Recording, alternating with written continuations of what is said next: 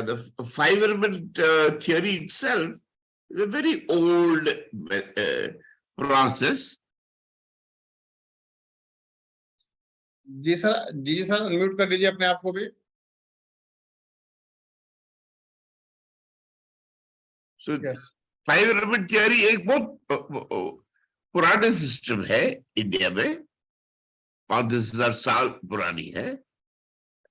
Basically अपना सारा existence five elements के आधार पर है, पंचभूता पर. एंड इलेक्ट्रोहोम्योपैथी के लिए ये इस दौरान हुडा सर ने इलेक्ट्रोहोम्योपैथी एंड फाइव एलिमेंट्स इतने ब्यूटिफुली लिंक करके दिया है कि बहुत ही आसान हो जाता है रूट कॉज तक पहुंचना.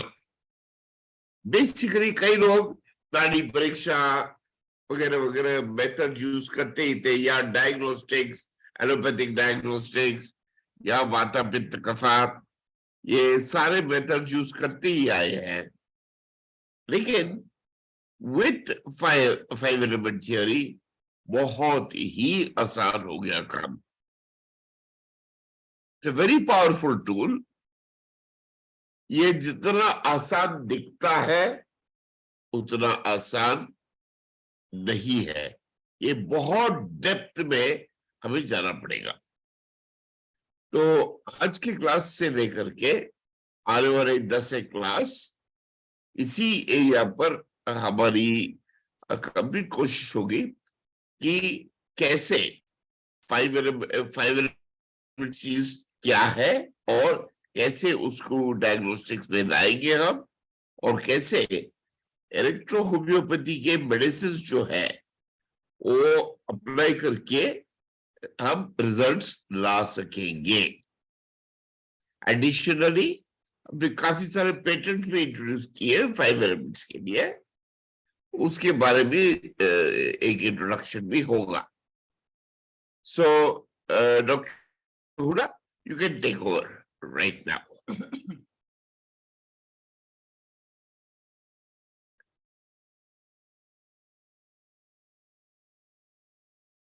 Dr. Huda? Yes, sir. Yes, welcome. Thank you. And thank you for joining this class. Okay. सभी लोग इलेक्ट्रोहोम्योपैथी के डॉक्टर्स हैं, और जो लोग इलेक्ट्रोहोम्योपैथी के डॉक्टर्स नहीं हैं वो इलेक्ट्रोहोम्योपैथी में इंटरेस्ट रखते हैं और इन फ्यूचर इलेक्ट्रोहोम्योपैथी में प्रैक्टिस करना चाहते हैं. इसीलिए सभी लोग आज इस प्लेटफॉर्म पे हैं. तो जो लोग इलेक्ट्रोहोम्योपैथी सीखना चाहते हैं और फाइव एलिमेंट का कॉन्सेप्ट सीखना चाहते हैं, उन लोगों का सबका आज के इस क्लास में वेलकम है. तो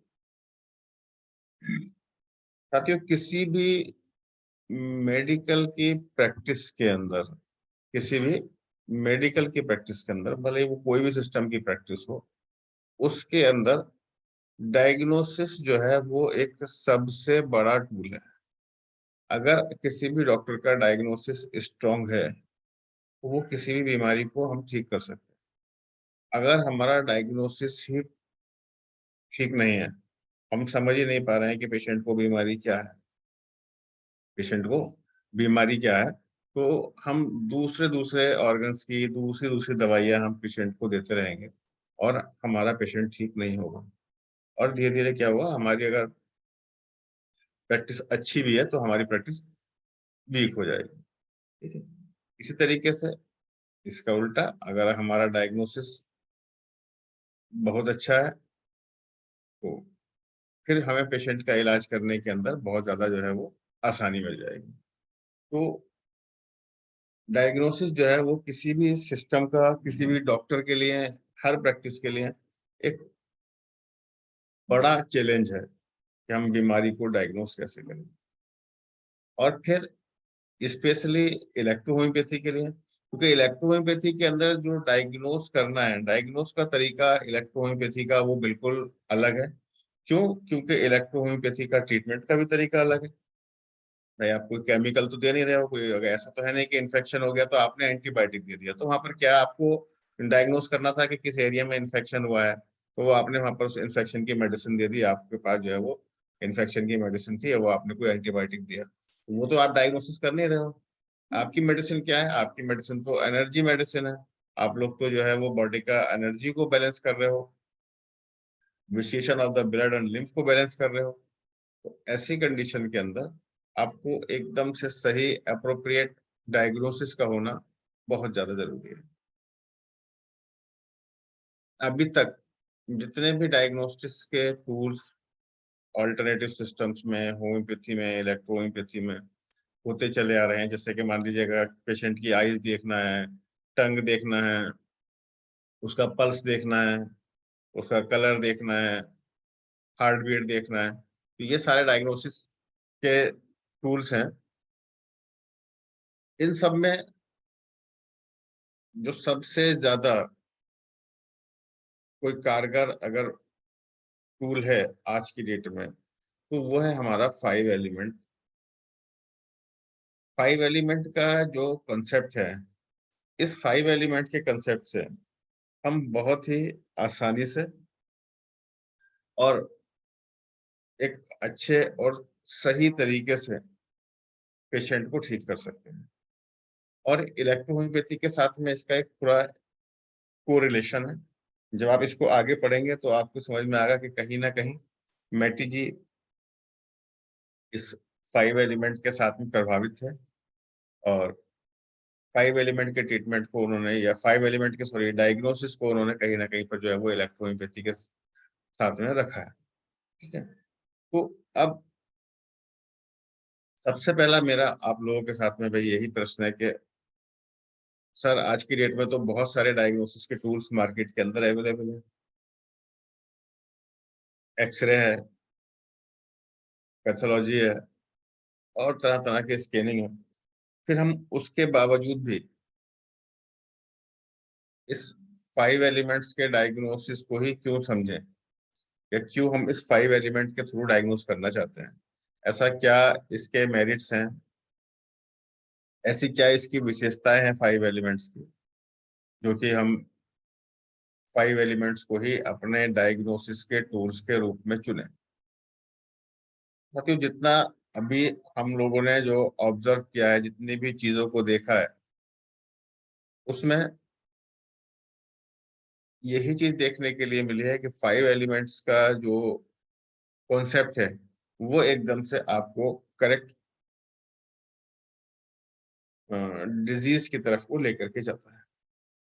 और हमारा जितना भी वर्क है, जितनी भी हमारी चीजें हैं, वो सारी की सारी एक क्लिनिकल एक्सपीरियंस के ऊपर है।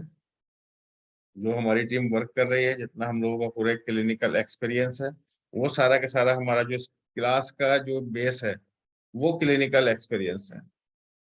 ऐसा नहीं है कि हम पूरा का पूरा कोई थ्योरेटिकल पार्ट आप लोगों को नहीं दे रहे हैं। थ्योरेटिकल पार्ट से ज्यादा हम लोगों के पास जो है वो अपना एक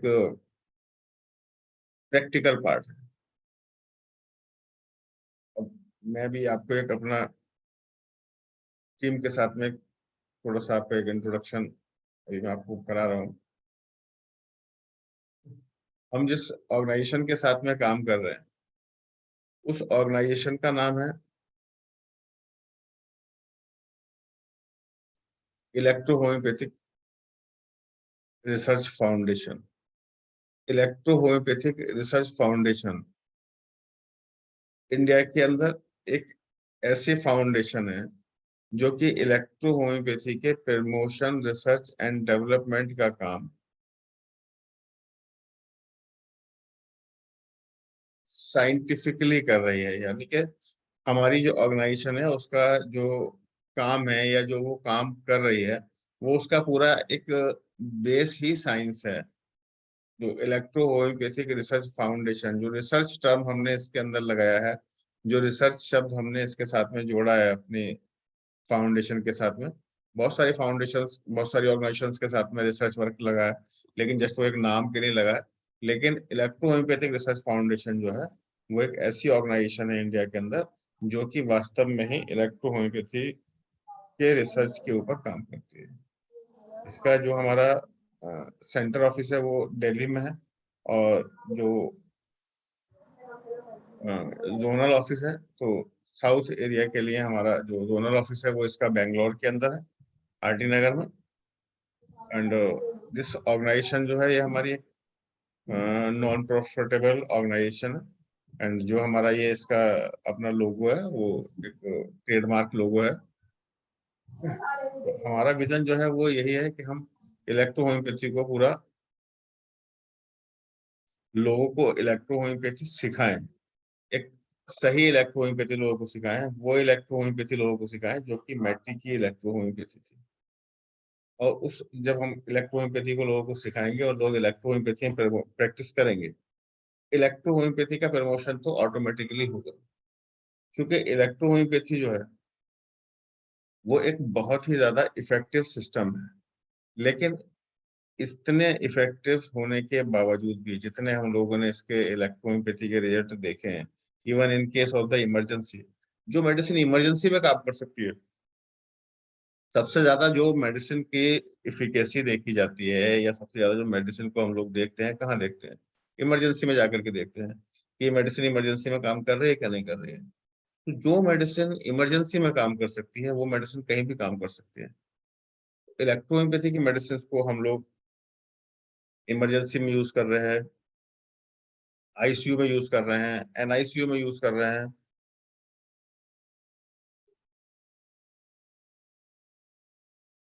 आईसीयू में यूज कर रहे हैं हम लोग, एनआईसीयू में यूज कर रहे हैं, ओटी में यूज कर रहे हैं। तो हमने देखा कि ये मेडिसिन इमरजेंसी केस के अंदर काम कर रही है। तो जब इमरजेंसी में मेडिसिन काम कर रही है, इसका मतलब मेडिसिन बहुत ज्यादा इफेक्टिव है।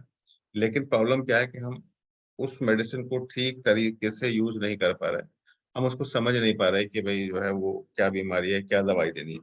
मेन चीज है कि मेडिसिन का सिलेक्शन बहुत ज्यादा जरूरी है हमारे इस सिस्टम के अंदर। और सिलेक्शन भी हमको कैसा चाहिए? हमको करेक्ट सिलेक्शन चाहिए। जरा सा भी सिस्टम सिलेक्शन हमारा गलत हुआ तो फिर हम जो है वो पेशेंट को ठीक नहीं कर पाएंगे।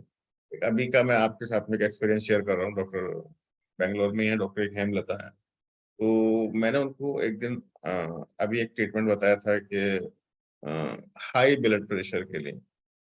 Doctor Hemlata basically retired army colonel है, आर्मी से रिटायर्ड है वो, कर्नल पोस्ट से।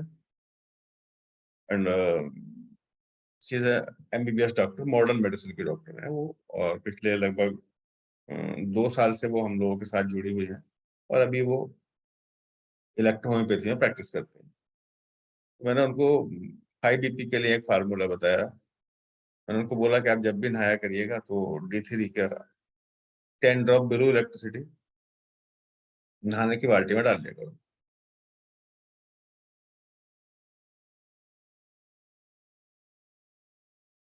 डॉक्टर हेमलता से अभी मेरी 2 दिन पहले बात हुई। उन्होंने मुझको बताया कि मैं वो फार्मूला आपका यूज कर रही हूँ, और जब भी मैं नहाती हूँ डेली तो बाल्टी के अंदर 10 बूंद जो है ब्लू इलेक्ट्रिसिटी डाल देती हूँ। और उससे मेरा ब्लड प्रेशर तो मेंटेन है ही है, बट उसके अलावा मेरी बहुत सारी बीमारियां दूर हो गई हैं, मेरे मसल्स के अंदर स्ट्रेंथ आ गया है, और मुझको बहुत ज्यादा अच्छा फील हो रहा है। और उन्होंने और तो और ये बताया कि मुझको बोले ऐसा फील हो रहा है जैसे कि मेरे सिर के अंदर दोबारा से जो है हेयर्स का ग्रोथ होने लगा है, बाल उगने लगे हैं, सिर्फ ब्लू इलेक्ट्रिसिटी के बात करने से। हमें इस रियल साइंस को, इस इतनी खूबसूरत साइंस को लोगों के बीच में पहुंचाना है। वो तभी पहुंच पाएगा कि जब हम इस सही कंसेप्ट को लोगों के बीच में रखें, हमारे प्रैक्टिशनर ठीक तरीके से चीजों को समझें और ठीक तरीके से प्रैक्टिस करें। क्योंकि क्या है कि हमारे पास जो मेडिसिन है वो इलेक्ट्रोहोम्योपैथी की मेडिसिन है, मान लीजिएगा। लेकिन हमारी जो सोच चल रही है, कुछ लोग तो कई बार इसको ना होम्योपैथिक स्टाइल में ट्रीटमेंट दे रहे हैं, कई बार कुछ लोग इसको एलोपैथिक स्टाइल में देते हैं। होता क्या है कि मेडिसिन से, चूंकि मेडिसिन का जो इसका काम करने की क्षमता है वो एक वाइड स्पेक्ट्रम मेडिसिन है। वाइड स्पेक्ट्रम मेडिसिन होने की वजह से ये, अगर आपने किसी पेशेंट को होम्योपैथिक स्टाइल में दवाई दे दिया, एलोपैथिक स्टाइल में दवाई दे दिया, ये तब भी काम कर जाती है। जब उनका पेशेंट ठीक हो जाता है तो वो क्या करते हैं कि वो उसको एक नियम बना लेते हैं कि नहीं सर, ये तो हमने इसमें ऐसे ही दवाई दिया था और हमारा पेशेंट ठीक हो गया। उससे आगे ना तो वो सोचने का प्रयास करते हैं, ना ही समझने का प्रयास करते हैं। फिर दूसरा पेशेंट कोई और उनके पास आता है सेम बीमारी को लेकर के और उसी टाइप का, वो फिर सेम मेडिसिन उसको देते हैं। जब वो सेम मेडिसिन उसको देते हैं तो क्या होता है कि अब वो पेशेंट उनका उससे ठीक नहीं होता है। जब पेशेंट ठीक नहीं होता है तो उनको लगता है कि यार या तो शायद कुछ कंपनी में दिक्कत है या फिर दवाई में परेशानी है, और वो फिर किसी दूसरे डॉक्टर के पास फोन करते हैं। जब वो किसी और डॉक्टर के पास फोन करते हैं तो वो क्या करता है, वो उनको कोई फार्मूला बता देता है दूसरा, अपने एक्सपीरियंस के अकॉर्डिंग। उसका फार्मूला काम कर गया तो फिर वो उसके फार्मूले के अकॉर्डिंग चलने लगते हैं। वो अपने आप को साइड डाइवर्ट कर लेते हैं। लेकिन किसी भी एक जगह पर नहीं टिक पा रहे हैं। ठीक है, क्यों? क्योंकि हम लोग जो बेसिक और फंडामेंटल चीजें हैं उसके ऊपर काम नहीं कर रहे हैं। हमारी जो ऑर्गेनाइजेशन है ये पूरा एक साइंटिफिक ऑर्गेनाइजेशन है। इंडिया की पहली ऑर्गेनाइजेशन है जिसके अंदर 13 गवर्नमेंट के सीनियर जूनियर साइंटिस्ट हम लोगों के साथ में कोलैबोरेशन में है।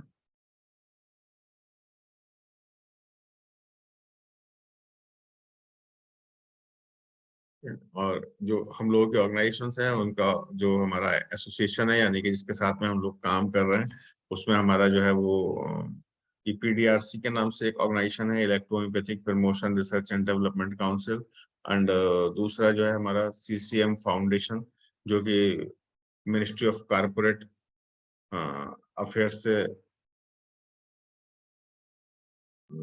लाइसेंसिएट है।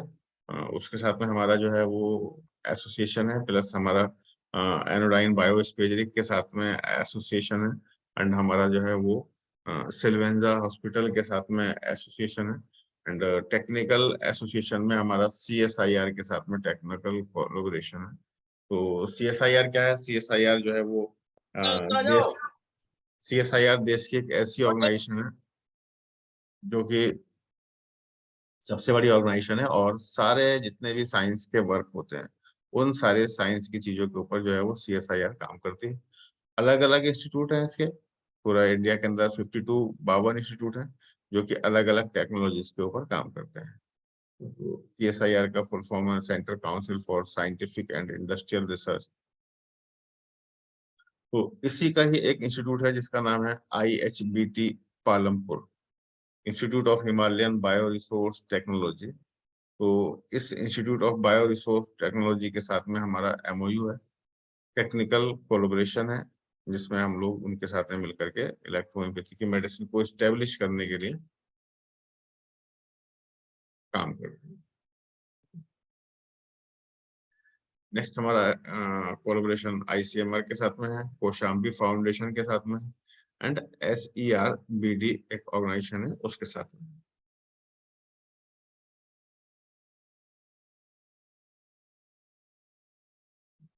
ये हमारा नेशनल लेवल की कमेटी है, ये इलेक्ट्रोहोम्योपैथिक रिसर्च फाउंडेशन की। ये फिर हमारे स्टेट कोऑर्डिनेटर्स हैं इसमें। ये फिर हमारी जो है वो कंसल्टिंग रिसर्च टीम है जिसके अंदर ये हमारे पास इतने साइंटिस्ट हैं। एंड जो हमारे लीडिंग साइंटिस्ट हैं वो हैं डॉक्टर VK अग्निहोत्री, जो कि प्रिंसिपल साइंटिस्ट हैं CSIR IHBT के। एंड डॉक्टर अंजु त्यागी, जो कि माइक्रोबायोलॉजिस्ट हैं। And doctor Avneesh Kumar ji, doctor Rajesh Verma, doctor Preeti Singh, doctor Khalid Hussain, Shams Tabrez, Medha Kulshreshtha, Bushra Zabi. तो ये दूसरे साइंटिस्ट हैं जो कि हम लोगों के साथ में वर्क कर रहे हैं।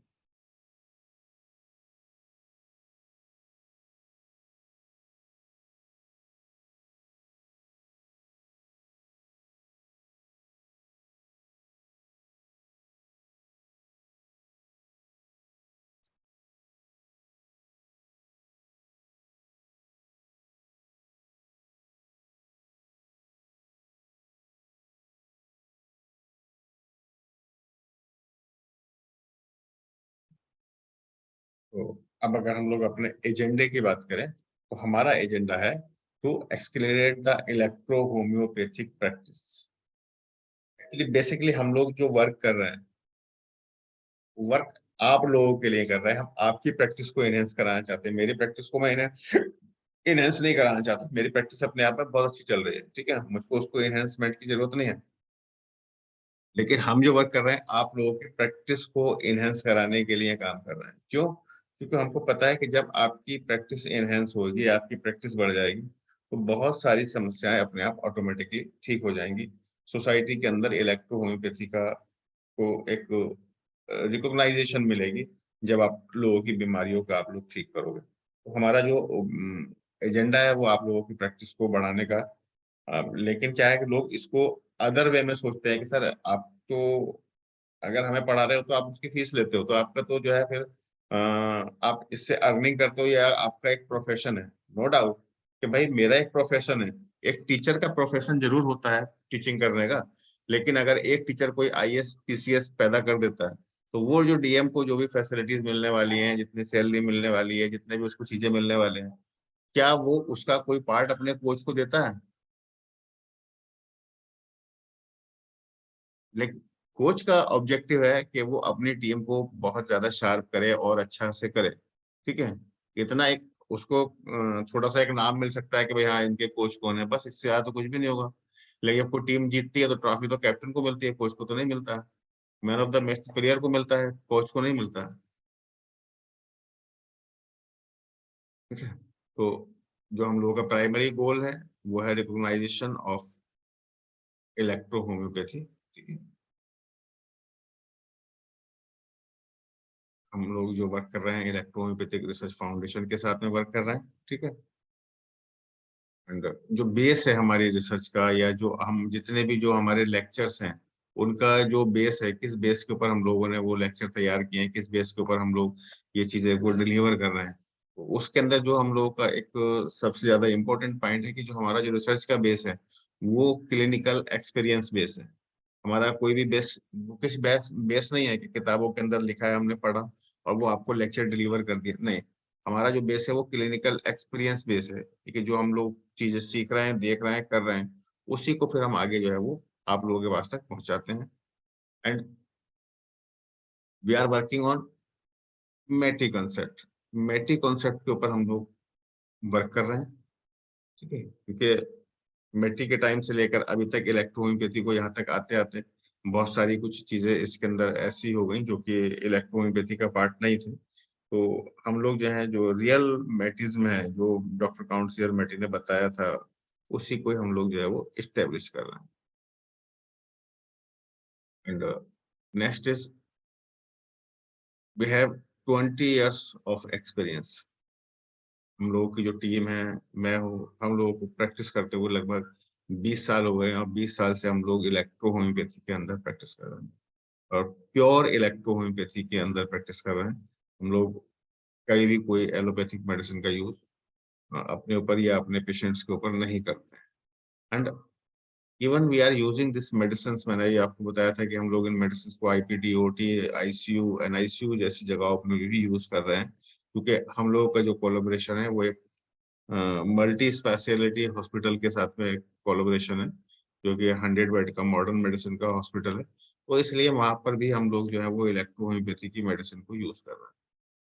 और डेली अगर ओपीडी की बात करें तो हम लोगों की जो टीम है उसकी मिलाकर के सबकी लगभग जो है वो 200 प्लस में जो है वो हमारी डेली की ओपीडी है। तो एक बड़ा एक्सपीरियंस है, जिस एक्सपीरियंस को हम आप लोगों के साथ में शेयर करते हैं, ठीक है। जैसे ये अभी हम लोगों के जो हमारा हॉस्पिटल है उसके कुछ इमेजेस हैं उसकी।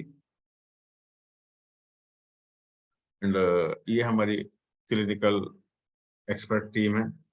डॉक्टर गिरिधर गोपाल जी हैं, जो कि रिटायर्ड विंग कमांडर हैं।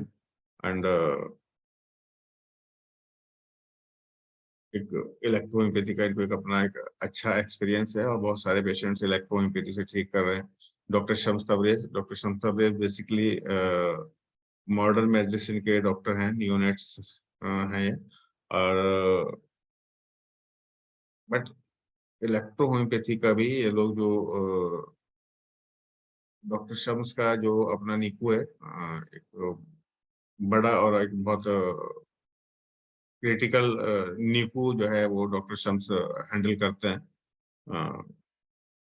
उस क्रिटिकल कंडीशन के अंदर भी ये इलेक्ट्रोहोम्योपैथी के मेडिसिन को यूज कर रहे हैं, और डेली 1 या 2 पेशेंट जो है वो जो इनके पास वेंटिलेटर वगैरह पेशेंट रहते हैं, उनके ऊपर ये इलेक्ट्रोहोम्योपैथी की मेडिसिन को यूज करके उससे फायदा उठा रहे हैं। बहुत इलेक्ट्रोहोम्योपैथी का मतलब कई बार तो कुछ ऐसे भी कैटेगरी बना लेते हैं जिन पेशेंट्स को इलेक्ट्रोहोम्योपैथी के अलावा कुछ और देते ही नहीं है। अभी एक पेशेंट आया था, उसका बिलोरुबिन 25 था। वो उस केस के अंदर कुछ भी इन्होंने जो है वो उसको एलोपैथी कोई मेडिसिन नहीं दी, सिर्फ एक्सटर्नल एप्लीकेशन दिया है इलेक्ट्रोहोम्योपैथी का और ओरल मेडिसिन दी है इलेक्ट्रोहोम्योपैथी की, और उससे पेशेंट को ठीक करके उसको घर भेजा है।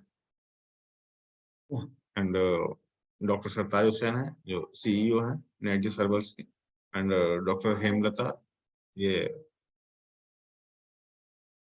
रिटायर्ड आर्मी कर्नल है, एंड डॉक्टर बुशरा जबी, ये गायनेकोलॉजी के ऊपर वर्क करते हैं, एंड डॉक्टर कदीरा वासिद, ये हैदराबाद से हैं, एंड डॉक्टर बीना बेसिकली एक बीडीएस डॉक्टर है, but now she is practising in electrohomoeopathy.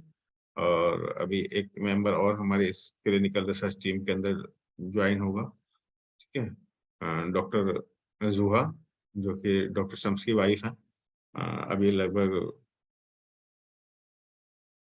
3 महीने से ही उन्होंने इलेक्ट्रोहोम्योपैथी को स्टार्ट किया है।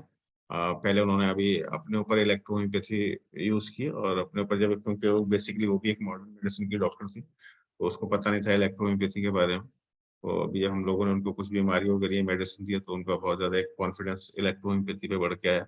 और आज अगर आप डॉक्टर जोहा का प्रैक्टिस में देखें, तो वो अभी जो बेसिक मेडिसिन है उसमें तो काम नहीं करती है, लेकिन अगर हम लोग पेटेंट में बात करें तो उसका कोई पर्चा ऐसा नहीं होता जिसके ऊपर एक पेटेंट इलेक्ट्रोहोम्योपैथी का न चिपका हो। तो और उसको उसमें जो है बहुत अच्छे रिजल्ट्स भी मिल रहे हैं, इसलिए वो उसको यूज कर रहे हैं। तो ये एक हमारा ब्रीफ इंट्रोडक्शन था हमारे काम करने के तरीकों का। हाँ, और नाउ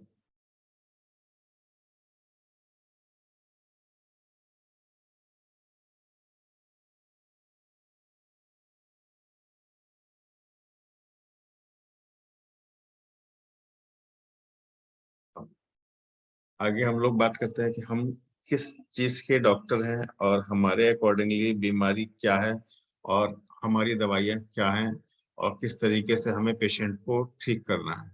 जब तक हम ये बात नहीं समझेंगे कि हमारी मेडिसिन कहाँ पर जाकर के काम करती है, तब तक हम कुछ भी नहीं कर पाएंगे। क्योंकि हमें जो है वो पहले ये समझना बड़ा जरूरी है कि हम डॉक्टर किस चीज के हैं, हमारी मेडिसिन का फंक्शन क्या होता है, हमारे सिस्टम के अकॉर्डिंगली बीमारी होती क्या है। जब तक हम उस बीमारी को उस एंगल से नहीं देखेंगे, जब तक हमारी समझ में ये सारी चीजें नहीं आएंगी। हम बीमारी को कभी भी एलोपैथिक स्टाइल में एलोपैथिक एंगल से न देखें। फॉर एग्जाम्पल, एक पेशेंट की टीएलसी बढ़ रही है, ठीक है, नॉर्मली एलोपैथिक एंगल से क्या है कि भाई टीएलसी बढ़ रही है मीन्स पेशेंट का कोई इन्फेक्शन ज्यादा है, तो हम इन्फेक्शन के ट्रीटमेंट के बारे में सोचते हैं एलोपैथिक स्टाइल में।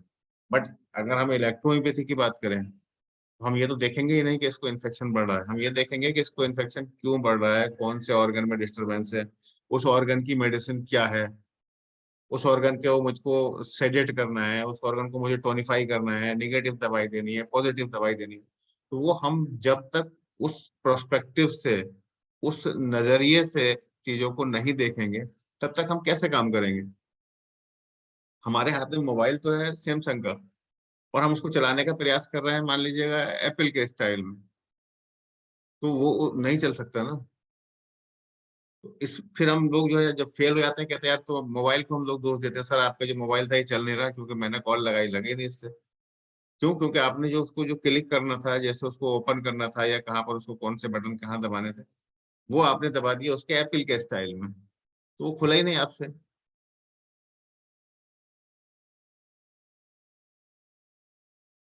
ठीक है। तो अभी तक यहाँ तक जो हम लोगों का डिस्कस हुआ है, इसमें अगर आप लोगों के किसी के कोई क्वेश्चन हो, कोई क्वेरी हो या कुछ बोलना चाहते हो, तो आप लोग अपनी बात रख सकते हैं। 10 मिनट का टाइम है, 10 मिनट के बाद फिर हम दोबारा से इसको स्टार्ट करेंगे, ठीक है।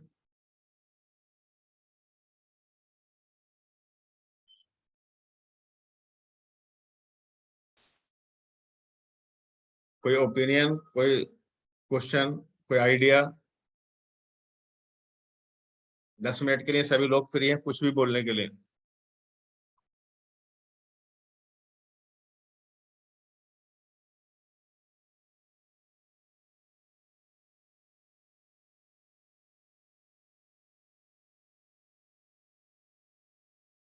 शास्त्री जी,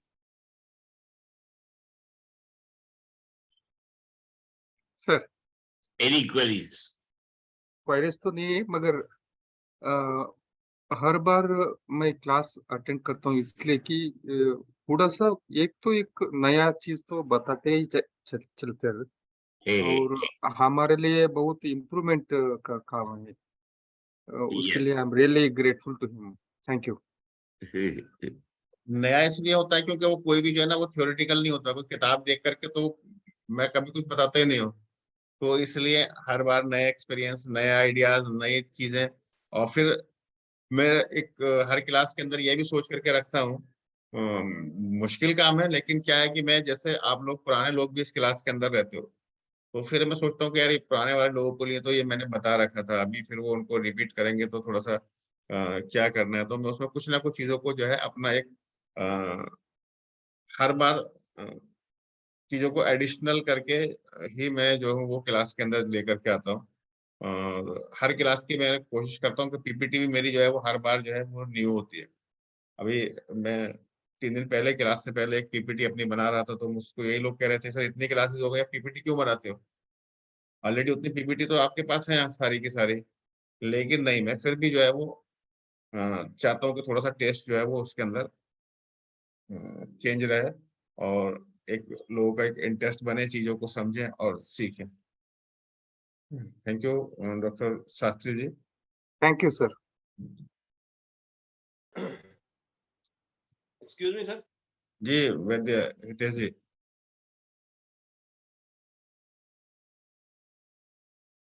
हितेश जी बोलिए।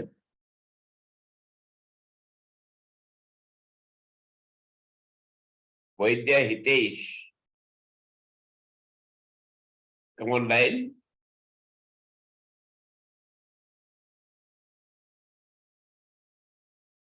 जयपुर, वैद्य जी।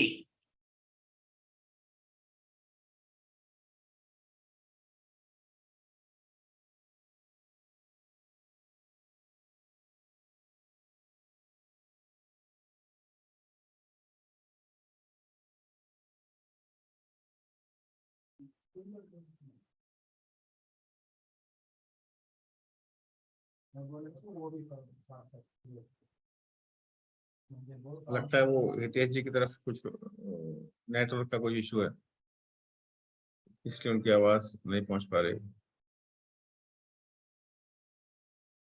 चल रहा है, वीडियो ऑन करने की जरूरत नहीं है।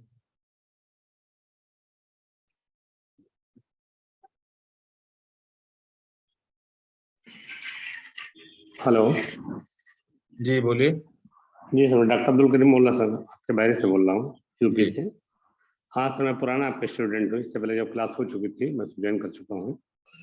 तो सर हाँ, जैसे कोई केस अगर लेके आता है, मरीज बताता है प्रॉब्लम, लंग्स की प्रॉब्लम जिसको है, तो मैं उसकी मेडिसिन तो उसको वो देता हूँ, और उसकी मदर वाली मेडिसिन समझ में आती है, लेकिन जो नेक्स्ट मेडिसिन वो मेरे समझ नहीं आती है सर। चलिए, वो तो जैसे जैसे क्लास का एंड होगा तो जाकर के समझ में आएगी, वो आपको कम से कम 6 क्लासेस लेने के बाद में समझ में आएगा। अभी यानी कि जी जो जी क्लास शुरू हो रहे हैं, 6 सेशन जब हो जाएंगे तो वो आपकी समझ में आएगा। ठीक है सर, लाइन में लगे हुए हैं। ठीक है।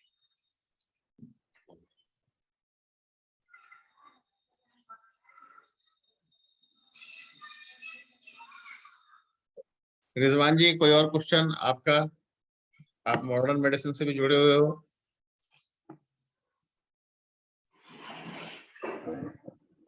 डायग्नोसिस का थोड़ा बहुत प्रॉब्लम रहेगा, डायग्नोसिस का थोड़ा बहुत प्रॉब्लम रहेगा। एक्यूपंक्चर का डायग्नोसिस अलग तरीके का है, एलोपैथी का अलग तरीके का है, इलेक्ट्रोहोम्योपैथी का अलग तरीके का है। तो थोड़ा बहुत फाइन ट्यूनिंग करने की जरूरत पड़ सकती है। आगे चलकर सीखते सीखते आपके साथ जुड़े रहने के बाद हो सकता है परफेक्शन आ जाए। बिल्कुल बिल्कुल परफेक्शन के लिए ही इसको क्लास को हम लोगों ने स्टार्ट किया है। और जी उसके अलावा मॉर्निंग में भी हम लोग जो है डेली सेशन रखा है। सुबह 8 बजे से जी लेकर के 9 बजे तक डाउट सेशन है, जी, जो कि लगभग 1.5 साल से हम लोग कंटिन्यू कर रहे हैं। तो तो बहुत कुछ अच्छी भी बात है वो। जी कुछ भी किसी की क्वेरी रहती है तो जूम के ऊपर सेशन रहता है, तो आकर के वो वहाँ पर अपना डाउट क्लियर कर सकते हैं। जी, तो एक्चुअल हम लोग कंफ्यूजन एक इसी पे होता है ना, एलोपैथी का टोटली अलग है, जो यूजुअली या मशीन इस एलोपैथी का मेडिसिन ही अलग है, और जब मेडिसिन अलग है तो डायग्नोसिस उसका डायग्नोसिस बड़ा भी अलग हो गया। प्रॉब्लम। उनके अकॉर्डिंगली डिजीज की डेफिनेशन अलग है। हाँ, एक्यूपंक्चर और इलेक्ट्रोहोम्योपैथी थोड़ा बहुत मेल खाते हैं, हाँ, क्योंकि कहीं ना कहीं दोनों सिस्टम एलिमेंट जो है थियरी के वो एनर्जी के ऊपर वर्क करते हैं, इसलिए।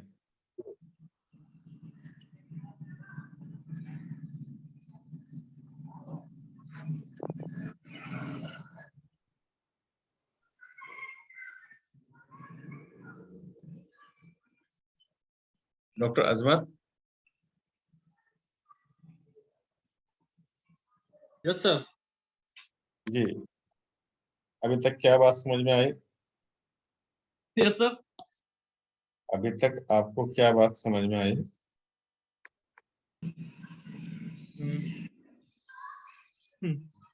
अभी तक के इस क्लास में आप कुछ कहना चाहें? एक्चुअली सर मैंने कि ये परफेक्ट जो होता है ना सर, ये ट्रीटमेंट इसी थोड़ा डाउट में रहते हैं बस, और कुछ नहीं।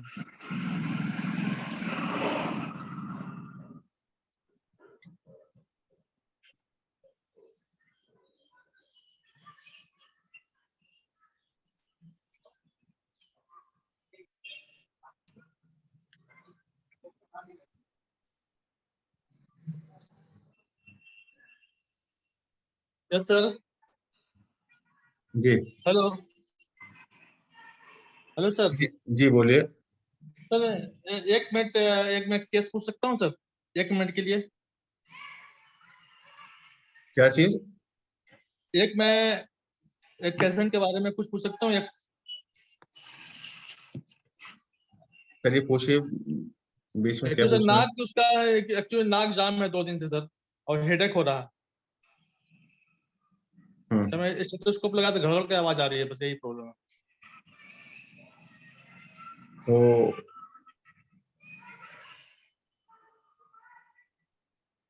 तो मैं अभी एक्चुअली आप मैं अभी P1 आपके C1 पास C5N1G ये सब कर रहा हूँ। कुछ नहीं, उसको P3 S10 और W दे दीजिएगा एक एक बार तो आप आप। एक सही बता दिए sir, perfect dose, perfect medicine selection बता दिए सर।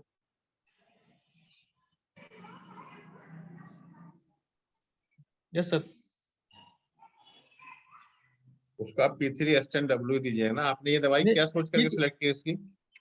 एक्चुअली ये P3 तो ये एक्चुअली यंग है सर, वो एज 30 ईयर मेल। तो क्या हुआ? P3 में P2 या P1 सिलेक्ट कर, P1 भाई P3 एक्चुअली एक्चुअली अभी तक मैं पढ़ा हूँ, स्टडी किया हूँ सर, P3 फीमेल और चाइल्ड के लिए। हाँ, यही स्टडी तो आपकी चेंज करनी है यस सर। P3 दें, P3 और बस। और F1 S5 दीजिए उसको। F1 S5 और सर 3 मेडिसिन। ये 2 शीशियां बना लीजिएगा, एक में उसको ये मिला करके दीजिए, दूसरी में जो मैंने बताया ये वाला कॉम्बिनेशन मिला करके दीजिए। नहीं sir, मैंने एक कॉम्बिनेशन लिखा है सर बस। 2 भेज दिए मैंने आपको। अच्छा okay sir, thank you. Yes sir, okay sir.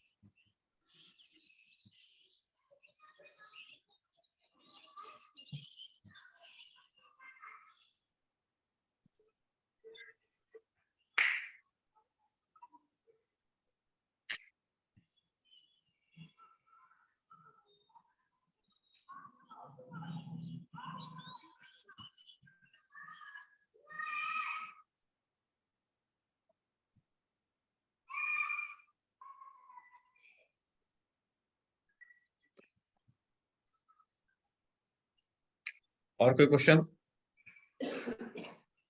चलिए अब मैं आपसे कुछ क्वेश्चंस करता हूं कि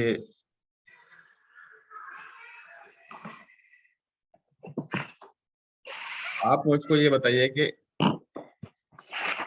इतना कुछ डायग्नोसिस के टूल होते हुए भी हम लोगों ने जो है वो डायग्नोसिस के लिए सिर्फ 5 एलिमेंट कॉन्सेप्ट को ही क्यों चुना?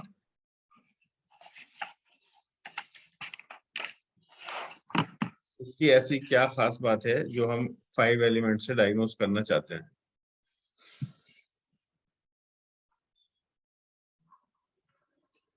क्या इसके ऊपर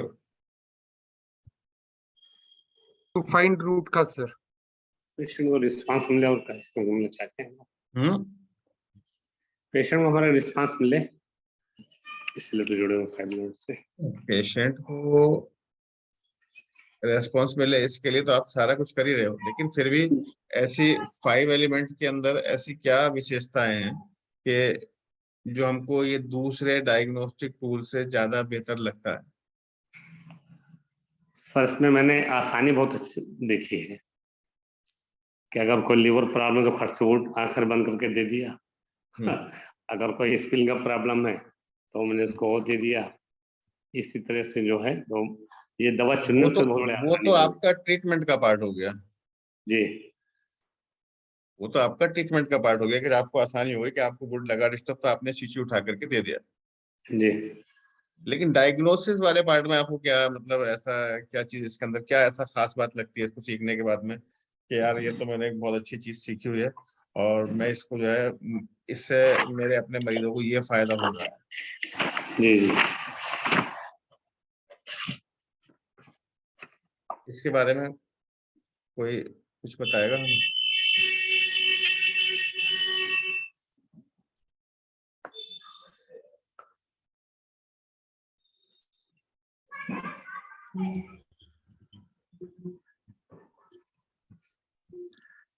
एक्सक्यूज मी सर। जी हाँ जी सर, मैं डॉक्टर परमेश्वर सिंह मौर्य पंजाब से सर। बिल्कुल बताइए, बोलिए। जी सर, जहाँ तक अभी मैं फर्स्ट क्लास आपकी ज्वाइन कर रहा हूँ, जी जी तो जहाँ तक मैं समझता हूँ कि पुराने जमाने में लोग पैदल चलते थे, फिर जमाना घोड़े रथ बग्गियों पे चलने लगे, है ना। उसके बाद फिर कार, अच्छे अच्छे जहाज आए, है ना। तो जो सफर था वो थोड़ा जो देरी से होता था वो आसानी से, तेजी से खत्म होने लगा ना। जो काम हम महीनों में करते थे वो घंटों में होने लगा। बिल्कुल तो जहां तक मैं सोच रहा हूँ, मेरे को लग रहा है कि 5 एलिमेंट्स को सीखने के बाद ये काफी आसान हो जाएगा। और कोई नया सिस्टम तब आता है जो पुराने वाले फेल हो जाते हैं। तो मेरे को ऐसा भी लग रहा है कि पुराने जो सिस्टम है वो कहीं ना कहीं 100% फेलियर पे हैं। तो इसीलिए 5 एलिमेंट्स को अपनाने लगे हैं सभी लोग। जी चलिए, एक ये भी एक कॉज हो गया। और इसके अलावा और क्या कॉज आप लोगों को लगता है, आपको खुद को क्या लगता है? सर, हम तो ऐसा ही सोच के आए हैं, क्योंकि हमें अभी किसी ने कुछ सिखाया, किसी ने कुछ सिखाया। ये 50,000 की क्लास है, ये 20,000 की क्लास है, पैसे बर्बाद किए सर, रिजल्ट नहीं मिला। है। जी यहाँ पर तो हम तो लोग सिर्फ डायग्नोसिस के ऊपर ही बात कर रहे हैं ना। जी जी बिल्कुल जी।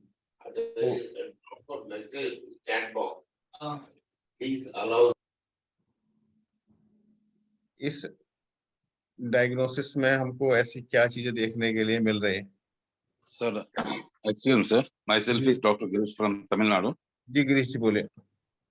Sir, the imbalances of Panchabhutas, mane 5 elements, either maybe positive, maybe negative. The if we balance means, हम तो उसको balance करने से बीमारी ठीक होता है। बिल्कुल हाँ सर, बिल्कुल ठीक है। ये तो मेरा आंसर है। अगर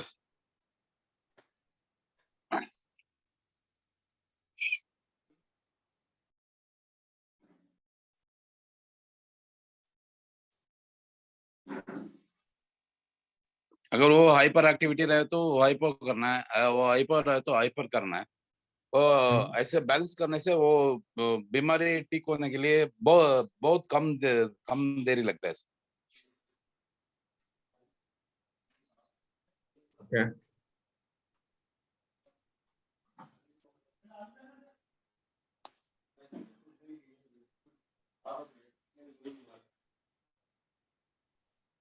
और कुछ इसके अलावा? सर सिर्फ और एक बात है मेरा, हम्म, बीमार होने के लिए 3 कारण होता है। पहले आके स्ट्रेस है, और दूसरा है कॉन्स्टिपेशन है, तीसरा के लेस फिजिकल एक्टिविटीज है। हम्म, और इसमें जो होता है इम्बैलेंस होता है, इसमें इम्बैलेंस होने से ये पूरा जो एलिमेंट्स जो कुछ है थोड़ा इसमें इम्बैलेंस हो जाता है। हम्म। अगर इसमें बैलेंस कर दिया तो वो बीमारी हट जाता है। हम्म।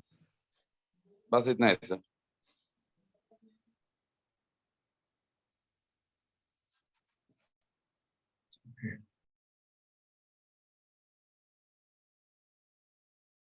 किसी किसी और का कुछ और आइडिया? नमस्कार सर, मैं जयपुर से बीडी शर्मा। जी शर्मा जी।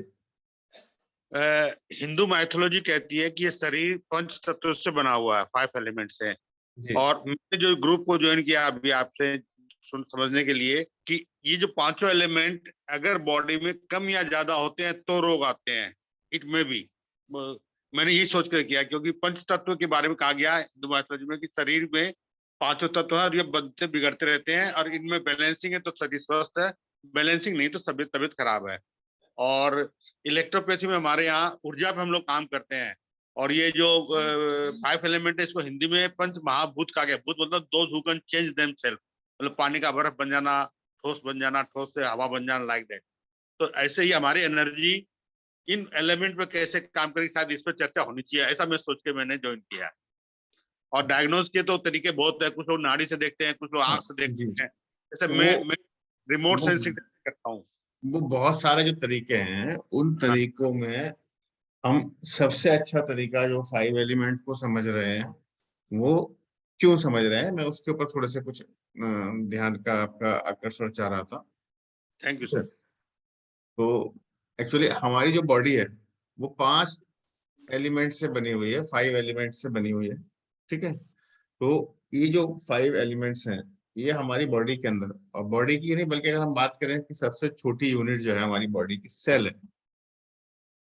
बीमारी तो सेल से शुरू होती है ना। तो जो हमारी सेल है वो सेल भी 5 एलिमेंट से ही मिलकर के बनी है। तो 5 एलिमेंट्स हैं जो कि जिससे कि सेल मिलकर के चली है, और इन पांचों एलिमेंट्स का बराबर बैलेंस होना। बराबर का मतलब ये नहीं कि बिल्कुल एक बराबर अनुपात में नहीं, जितनी जिस चीज की मात्रा होनी चाहिए वो बैलेंस कहलाएगा। जैसे मान लीजिएगा चाय है तो चाय के अंदर जितनी मात्रा दूध की चाहिए एक अच्छी गुड क्वालिटी की टी के लिए, जितनी मात्रा पानी की चाहिए, जितनी मात्रा दूध की चाहिए, जितना उसको हीट चाहिए, वो अगर एक बैलेंस मात्रा में होगा तभी तो वो आपकी चाय अच्छी होगी। जब वो बैलेंस डिस्टर्ब हो जाएगा तभी आपकी वो चाय जो है वो खराब हो जाएगी। ठीक है? तो ये एक अलग उसका मतलब जो है ये कंसेप्ट की बात है, चर्चा करेंगे इसके ऊपर। तो लेकिन यहाँ पर जो मेरा आपके साथ में डिस्कशन का जो टॉपिक था, मेरी स्क्रीन अभी शेयर हो रही है आपको? हाँ यस सर। सर। तो मैंने यहाँ पर अभी ये 10 मेरिट्स बनाए थे, ये ऐसी 10 बातें हैं जिसको, या ऐसी 10 अच्छाइयाँ जिसकी वजह से हम जो है वो इलेक्ट्रोहोमियोपैथी के अंदर डायग्नोसिस के लिए 5 एलिमेंट्स को चूज करते हैं।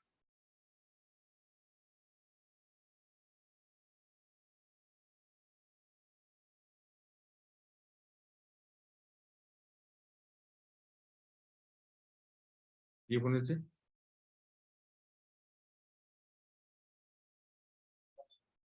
हम्म।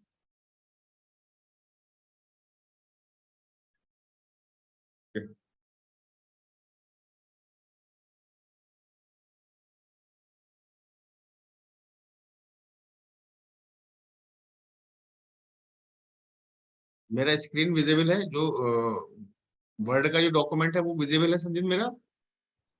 Yeah, readable, sir. Readable sir. Okay okay sir.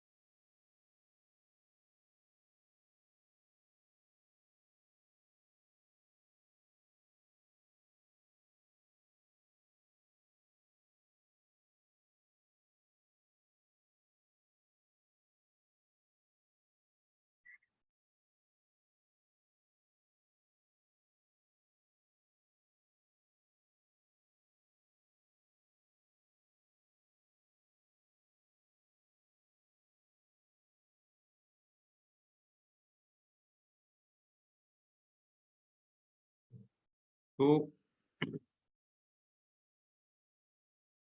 जो इसके 10 मेन कारण हैं जिसकी वजह से हम इलेक्ट्रोहोम्योपैथी के या किसी भी डायग्नोसिस के लिए, नॉट इलेक्ट्रोहोम्योपैथी, एलोपैथिक में भी डायग्नोसिस के लिए हम इसको प्रिफर करने के लिए बोलते हैं कि भाई आप जो है वो 5 एलिमेंट्स का डायग्नोस करो। नंबर 1 बात तो यह है कि ये डायग्नोसिस जो है वो टोटली होलिस्टिक अप्रोच है। यानी कि हम इस डायग्नोसिस में क्या करते हैं, हम पेशेंट की कंप्लेन सुनते हैं। पेशेंट की कंप्लेन क्या है कि जो पेशेंट को अंदर बीमारी चल रही है उसके बाद में जो बॉडी उसकी सिम्टम दे रही है वो हमारे क्या है, पेशेंट के कंप्लेन है। ठीक है, लेकिन वो कंप्लेन वो है जो पेशेंट ने आपको बताया, उसके अंदर आपकी बॉडी के अंदर कुछ और चल रहा है। ठीक है, वो बॉडी के अंदर बहुत सारे फिजियोलॉजिकल चेंजेस हो सकते हैं और बहुत सारे इमोशनल चेंजेस हो सकते हैं और साइकोलॉजिकल चेंजेस हो सकते हैं।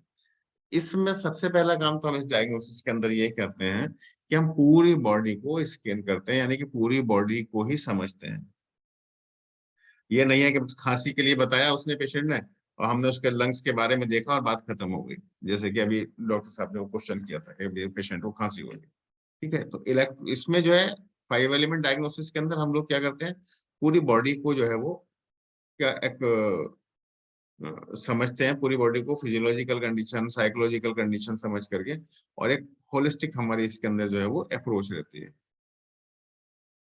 नेक्स्ट चीज क्या है इसके अंदर कि ये एक ऐसा डायग्नोस्टिक टूल है जिससे कि हम ये समझ सकते हैं कि हमारी बॉडी का कौन सा ऑर्गन कम काम कर रहा है और कौन सा ऑर्गन ज्यादा काम कर रहा है, कौन सा हाइपर हो रहा है और कौन सा हाइपो हो रहा है, कौन सा ऑर्गन हमारा नेगेटिव वर्क कर रहा है, कौन सा ऑर्गन हमारा पॉजिटिव वर्क कर रहा है।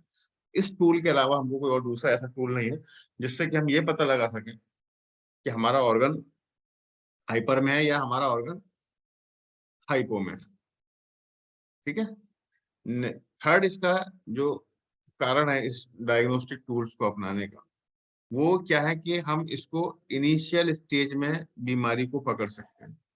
फॉर एग्जाम्पल आज की डेट में क्या हो रहा है भाई, कोई पेशेंट आया, उस पेशेंट की आपने जो है डॉक्टर दीक्षित ने उसकी पल्स देखी, पल्स देखने के बाद में अगर जो है शर्मा जी आपने उसको बोल दिया ना तुम्हारे मेरे को लगता है किडनी में प्रॉब्लम हो रही है, वो पेशेंट क्या करेगा, या तो वो टेस्ट करा करके आया और टेस्ट नहीं करा करके आया तो वो किडनी का टेस्ट कराने चला जाएगा। और जब वो किडनी का टेस्ट कराने के लिए पेशेंट गया, वहां पर उसका टेस्ट आया कि भाई सारी जो है ना वो तो किडनी के यूरिया क्रेट और ये सब हमने चेक कर दिया, ये सारा का सारा क्या है, नॉर्मल है। अब पेशेंट बड़ा जो है ना खुश होकर के आ जाता है और आपसे हो सकता है लड़ना भी चालू कर दे कि आप तो बोल रहे थे कि मेरी किडनी के अंदर प्रॉब्लम आ रही है बट मैं तो ठीक हूँ। इसी तरीके से आजकल हम लोग अपने डेली रूटीन चेकअप के नाम पर 6 महीने में 3 महीने में एक बड़ा अमाउंट दे करके हम टेस्ट कराते हैं। लेकिन क्या अगर उस टेस्ट के अंदर सारी चीजें नॉर्मल आए, इसका मतलब ये हुआ कि आप स्वस्थ हो? क्या आप उस टेस्ट के बाद में अपने आप को स्वस्थ मानते हैं या नहीं मानते हैं? क्यों भाई, आपने अपना कोई टेस्ट कराया, सारे टेस्ट करा लिए, पूरी बॉडी का चेकअप करा दिया, जितने ब्लड टेस्ट है सब करा डाले, स्कैनिंग भी करा लिया, अल्ट्रासाउंड भी करा लिया, एक्सरे भी करा लिया, वो सारे कुछ आपका नॉर्मल आया, तो आपको क्या लगता है कि आप उसके बाद भी आप फाइनली बोल सकते हो कि पेशेंट को वो हेल्दी है या नहीं? नहीं, उसके हम्म उसके बाद में भी अगर अगर हमें सिम्टोमेटिक कोई इस प्रकार से अपीयरेंसेस हैं हम्म कि भाई टेस्ट में सब चीज अप्रोप्रिएट आ रहा है, हम्म पर हमें कहीं ना कहीं अपनी डिस्टर्बेंसेस लग रहे हैं फिजियोलॉजिकल, हम्म क्योंकि उसमें आना और कई बार महसूस होना दोनों में अंतर होता है। कई बार बहुत डीप लेवल पे हो सकता है कि बायोकेमिस्ट्री या अपन जो भी टेस्ट करा रहे हैं अपन, हम्म वो उसमें नहीं आए, काउंटेबल ना हो। यस। तो लेकिन क्या होता है कि पेशेंट जो है, पेशेंट क्या समझता है? पेशेंट समझता है कि बस जो उसके पास ब्लैक एंड व्हाइट में प्रिंट होकर के रिपोर्ट आ गई है, वही रिपोर्ट फाइनल रिपोर्ट है और वो हेल्दी है। लेकिन होता क्या है कि जब हमारे जो जितने भी ये इन्वेस्टिगेशंस हैं उसके अंदर जो भी उसके किसी भी टेस्ट की जो वैल्यूज आते हैं, वो आते हैं एक पैथोलॉजिकल चेंजेस होने के बाद बॉडी के अंदर। जब सेल में काफी पैथोलॉजिकल चेंजेस हो जाते हैं और तो उसका जो है चेंज हमारी जो है वो ब्लड रिपोर्ट में दिखाई देता है। उस पीरियड तक का जो चेंज है वो तो कहीं नहीं आता ना। फॉर एग्जाम्पल क्रिएटिनिन लेवल है। क्रिएटिनिन लेवल क्या है? क्रिएटिनिन लेवल ये बताता है कि बॉडी में अगर आपकी क्रिएट बढ़ा है ब्लड के अंदर, तो वो ये बताता है कि आपकी किडनी जो है वो उस क्रिएट को फिल्टर करके बाहर नहीं फेंक पा रही है, इसलिए आपकी बॉडी में क्रिएटिनिन बढ़ा है। ठीक है। लेकिन भाई वो दो किडनी थी आपकी, जैसे जैसे किडनी, एक किडनी की अगर बीमारी हो गई है, किडनी परेशान हो गई, तो क्या करेगी? दूसरी वाली किडनी तो अपने आप काम पे लग जाएगी और वो क्रिएटिनिन को वहां पर मेंटेन कर रही है। या दोनों ही किडनी मिलकर के थोड़ा थक गई हैं, दोनों किडनी कमजोर हो गई, लेकिन वो क्रिएटिनिन को बाहर पूरा का पूरा फेंक रही है। ठीक है। किडनी खराब हो चुकी है लेकिन वो बाहर अभी फेंक रही है, पूरी नहीं गिरी है। ठीक है। तो आपको तो वो मिला नहीं ब्लड के अंदर। जब वो आपको नहीं मिला तो आप कहेंगे भाई हम तो हेल्दी हैं, पेशेंट कहेगा मैं तो हेल्दी हूँ। लेकिन नहीं, वो पेशेंट वहां पर बीमार हो चुका है। ठीक है। जब तक क्रिएट उसका जो है वो आएगा ब्लड के अंदर, तब तक पता चलेगा किडनी उसकी काफी खराब हो चुकी होती है। एक दिन में कुछ भी नहीं होता है। ठीक है। तो लेकिन इस डायग्नोस्टिक टूल से दीक्षित जी हम इनिशियली पता कर सकते हैं कि हाँ तुम्हारा ये ऑर्गन खराब बी की तरफ को चल चुका है, जो कि भले ही किसी इन्वेस्टिगेशन में उसके आए या नहीं आए, लेकिन हम इस डायग्नोस्टिक टूल से ये बता सकते हैं उसको कि आपकी बॉडी के अंदर ये वाले ऑर्गन के अंदर डिस्टरबेंस है। अभी तुम्हारा एक्सरे ठीक आ रहा है, सारी चीज ठीक आ रही है, हम नहीं मानते, लेकिन हमारा डायग्नोसिस बोल रहा है कि किडनी में डिस्टरबेंस है, मीन्स किडनी में डिस्टरबेंस है। ठीक है। चौथा पॉइंट कि ये जो मेडिसिन, जो हमारा डायग्नोसिस का तरीका है, इसका कोई भी साइड इफेक्ट नहीं है। क्योंकि जितने भी बहुत सारे डायग्नोस्टिक टूल्स ऐसे हैं कि जिसके एक साइड इफेक्ट है। मान लो आप एक्सरे करा रहे हैं, अल्ट्रासाउंड करा रहे हैं, तो उसकी रेज आपको नुकसान देती हैं, तो वो उसके साइड इफेक्ट है। लेकिन 5 एलिमेंट का डायग्नोसिस का कोई भी साइड इफेक्ट नहीं है, बहुत बिल्कुल सेफ है। किसी दवाई की जरूरत नहीं है। बहुत सारे डायग्नोसिस करने के लिए आपको इंजेक्टेबल देने पड़ते हैं, इंजेक्शन लगाने पड़ते हैं, लेकिन इसके अंदर कोई आपको इंजेक्शन की जरूरत भी नहीं है। ठीक है। लेस टाइम कंजम्पशन है। भाई आपके पास पेशेंट आया, आपने 5-10 मिनट में उसको साथ में बात की, चीजें उस पेशेंट को समझा और आपने डायग्नोस बना दिया कि इसको ये परेशानी मुझे लग रही है। कोई जरूरत नहीं है आपने उसको भेजेंगे कि कहीं जाएगा, ब्लड निकलवाएगा, स्कैनिंग करेगा, ये करना वो करना, टाइम लगेगा। वो टाइम का कोई कंजम्पशन नहीं है, 1 मिनट में आप चीजों को समझ सकते हो। इकोनॉमिकल है, बहुत सस्ता है।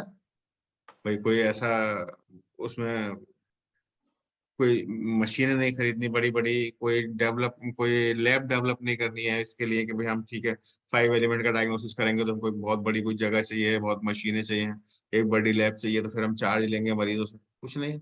इकोनॉमिकल है, सस्ता है। फिर सबसे बड़ी बात क्या है कि कई बार क्या होता है कि हम, कोई पेशेंट होता है उससे कोई कंप्लेन होती है और डॉक्टर्स उसको रूल आउट करने में लग जाते हैं, उसको समझने में लग जाते हैं कि इसको बीमारी क्या है। उस बीमारी के अंदर वो क्या करते हैं कि सारे उसके टेस्ट करा करके रख लेते हैं, लेकिन फिर भी सब टेस्ट उसके नॉर्मल आते हैं और पेशेंट की बीमारी हाथ नहीं आती है, जिसको कि हम क्या कहते हैं, अनडायग्नोज डिजीज, कि यार पता नहीं चल पा रहा भाई बीमारी कहाँ पर है तुम्हारे। ठीक है। लेकिन 5 एलिमेंट डायग्नोस्टिक टूल जो है वो हमें उस हिडन और अनडायग्नोस्ड डिजीज के बारे में बता देता है कि इसको पेशेंट के ये ऑर्गन डिस्टर्ब चल रहा है। तो ये एक इसका एक बड़ा एडवांटेज है। फिर सेव टाइम, भाई टाइम को हमारे ये सेव करता है, ठीक है। And catch the disease at its own set. सबसे बड़ी बात इसके अंदर एक ये भी है कि ये डायग्नोस्टिक टूल से आप बीमारी को होने से पहले भी बता सकते हैं कि सर इसको ये वाली बीमारी हो सकती है पेशेंट, यानी कि आपको आने वाले टाइम में आप इस चीज के बीमार हो जाएंगे। आपका स्प्लीन की एनर्जी डाउन चल रही है तो आपको डायबिटीज होने के बहुत चांसेस हैं, आपकी मसल्स के वीक होने के बहुत चांसेस हैं, आपको हर्निया के बहुत ज्यादा चांसेस हैं। इस टाइप की डिजीज के बारे में आप उसको प्रिडिक्ट कर सकते हैं, उसको पहले बता सकते हैं हम इस डायग्नोस्टिक टूल्स की हेल्प से, ठीक है। तो ये है इस डायग्नोस्टिक टूल्स के 10 मेरिट्स।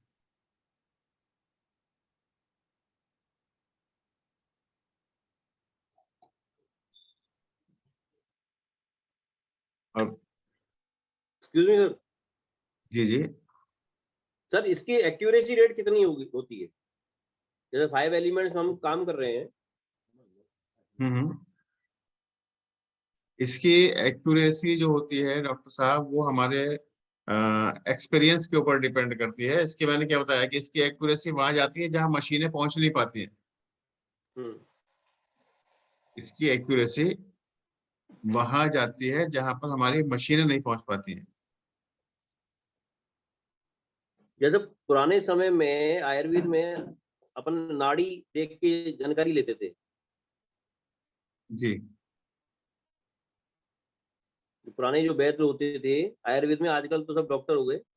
हम्म तो जो नाड़ी वैद्य थे वो उनकी इस पे एक्सपर्टीज थी कि भाई नाड़ी को रीड करके ही वो बता देते थे कि भाई किस ऑर्गन में क्या प्रॉब्लम है। बिल्कुल। इसी तरीके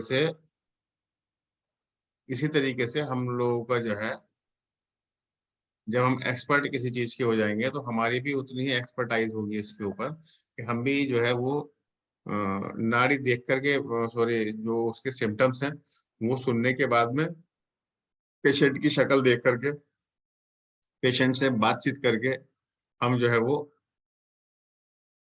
ये बता पाए कि हाँ इसको डिजीज क्या चल रही है। ये हमारे एक्सपर्टाइजेशन के ऊपर डिपेंड करेगा, ठीक है। बट जहां तक इसकी एक्यूरेसी का सवाल है तो ये एकदम अपने आप में बहुत ज्यादा शार्प है।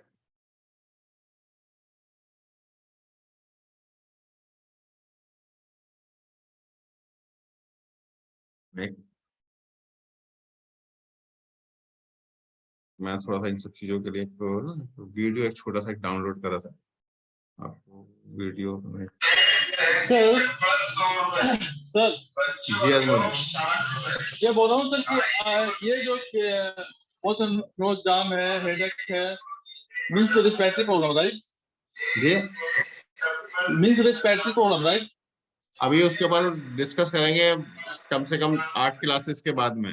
अभी नहीं, फिलहाल इसलिए मैं आपको बोल जो नहीं सर, एक्चुअली आपने वो स्ट्रॉन्ग डायरेक्शन यूज किया, इसलिए मैं पूछ रहा हूँ। हाँ स्ट्रॉन्ग डायल्यूशन दे दीजिएगा दोनों में। जैसे इसलिए मैं बोला कि मैंने तो हमेशा लाइटर दिया हूँ सर फंड में। नहीं आप उसको स्ट्रॉन्ग डायल्यूशन दीजिएगा। यस सर, ठीक है सर, ओके, थैंक यू।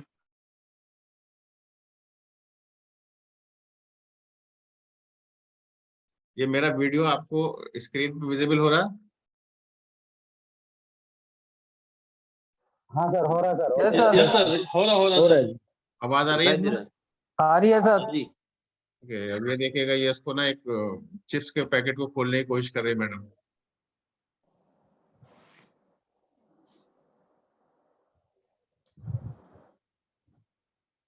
दोबारा देखते हैं इसको।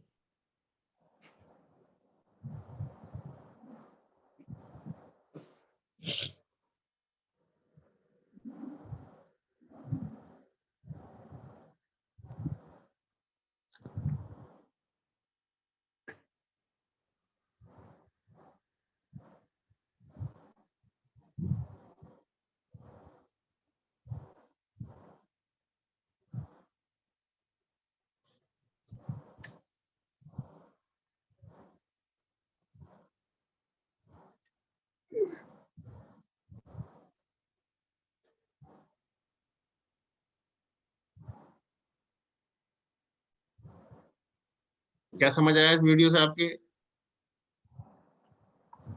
डायग्नोसिस सही रहे तो डिसीज को हमें सही हिसाब से कर सकते हैं, वो है ना सर? अगर डायग्नोसिस सही रहे, चीजों को आप समझे, तो आप इजीली उसको जो है वो रिमूव कर सकते हैं, वरना फिर आप ऐसे ही जो है वो उसके अंदर उलझते रहेंगे। यस यस, हाँ सर। रॉन्ग वाला ओपनिंग को ओपन करना कोशिश कर रही थी सर। यस, मतलब उसको डायग्नोसिस सही नहीं मालूम है, उसके लिए वो कैसे बोले वैसा जा रही है। अगर वो उसको ठीक तरीके से डायग्नोसिस होता है तो बीमारी को आप ऐसे मिनट में ठीक कर सकते हैं। चुटकी में, हाँ सर, बिल्कुल सही सर, राइट। अगर आपका डायग्नोसिस ठीक होगा तो पद्मा आप उसको चुटकी में ठीक कर सकते हैं, ऐसे ना। हाँ सर। वरना आप पेशेंट की भी हेल्थ खराब करेंगे, उसका पैसा ही बेकार करेंगे और टाइम भी बेकार करेंगे। हाँ सर। आपको पता ही नहीं है कि इसके अंदर प्रॉब्लम कहाँ से आ रही है,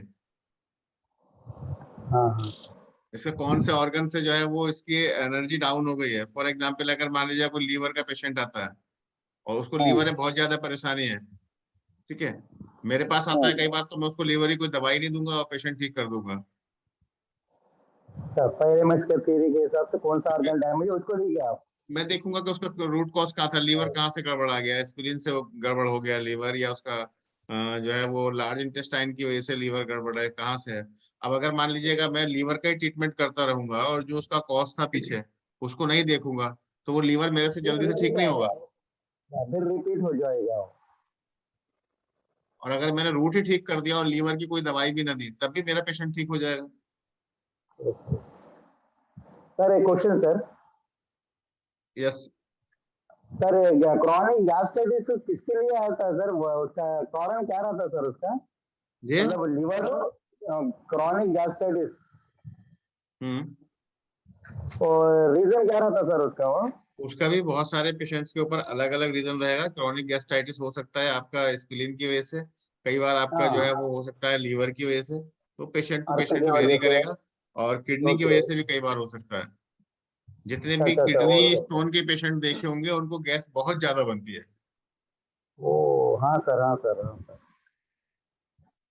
ओके सर, ओके सर, मैं मंडे को आपसे डिस्कस करूंगा सर। एक केस आया है, वो मेडिकल स्टोर है, मेंटेनेंस कर रहा हूँ।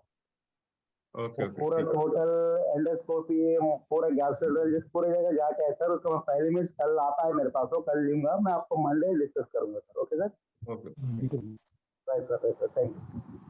तो आज हम लोग क्योंकि इंट्रोडक्टरी सेशन था, अपनी बात को बस इतना ही रखेंगे, ठीक है।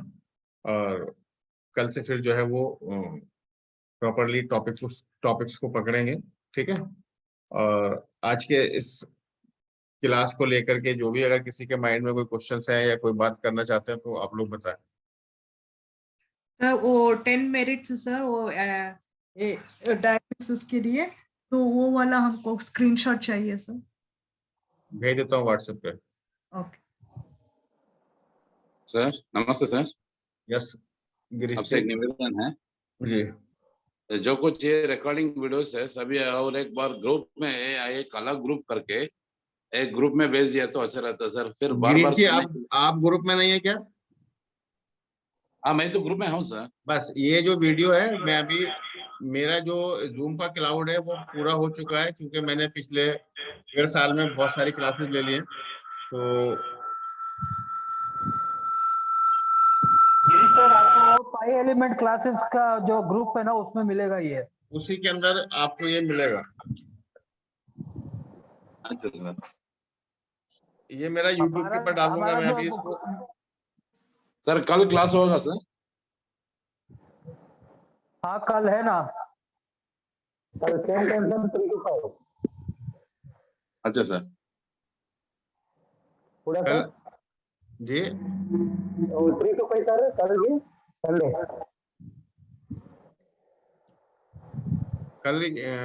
कल क्लास रहेगा same time sir, same time 3 to 5। Okay sir, right sir. Sir इसके बारे में कोई कुछ हार्ड कॉपी मिल जाएगा सर? हाँ, सारे जितने भी हम पढ़ा रहे हैं उसका सबका हार्ड कॉपी भी आपको देंगे, सॉफ्ट कॉपी भी उसका आपको देंगे, और उसकी रिकॉर्डिंग्स भी आपको देंगे। अच्छा सर। ओके, और अगर कल के लिए आप लोग चाहो तो कल मैं इस क्लास को जो है वो WhatsApp पे देंगे। 7:30 to 9:30 कर सकता हूँ कल के लिए क्लास को। मॉर्निंग सर या नाइट सर? जी सर सुबह या शाम को पूछ रहे हैं सर? शाम में, रात में 7:30 to 9:30 कर सकता हूँ मैं, क्योंकि अभी जो है वो नमाज होता है ना सर?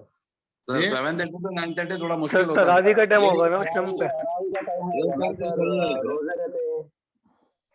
ठीक है, तो 3 to 5 हम ओके, सर ये टाइम ओके है, फिर डोंट डिस्टर्ब मत करो इसको। सही है सर।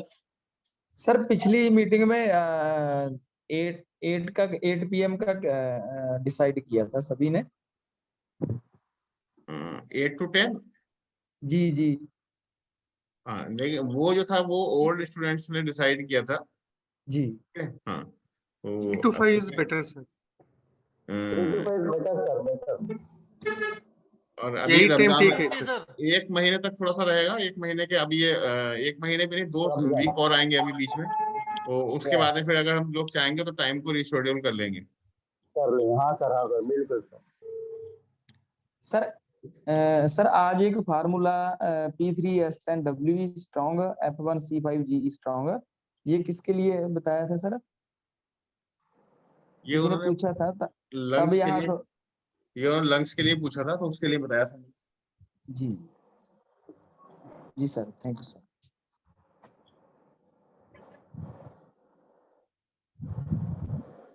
ठीक है, तो आज की क्लास में किसी का कोई क्वेश्चन? सर अच्छा, कभी कभी ऐसा भी होता है कि मतलब किसी पेशेंट के सारे ही मतलब जितने भी लंग्स हैं वो माइनस में चल रहे हो?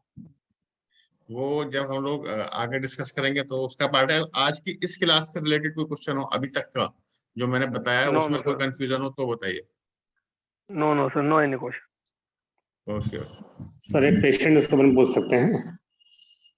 नहीं, उसके लिए आप पर्सनली मैसेज कर दीजिए मुझे, सबका टाइम उसमें लगाने की जरूरत नहीं है। हाँ, वो हार्निया का पेशेंट था सर, उसको रिस्पॉन्ड नहीं मिला, मैंने मेडिसिन चलाई भी लेकिन रिस्पॉन्ड नहीं मिला, पता नहीं क्या। मैसेज कर दीजिए उसको। अच्छा ठीक है, अच्छा, ठीक। Okay, thank you. Okay sir, right sir, thank you sir. Thank you very much. Thank you thank you Ramdas sir. Ji.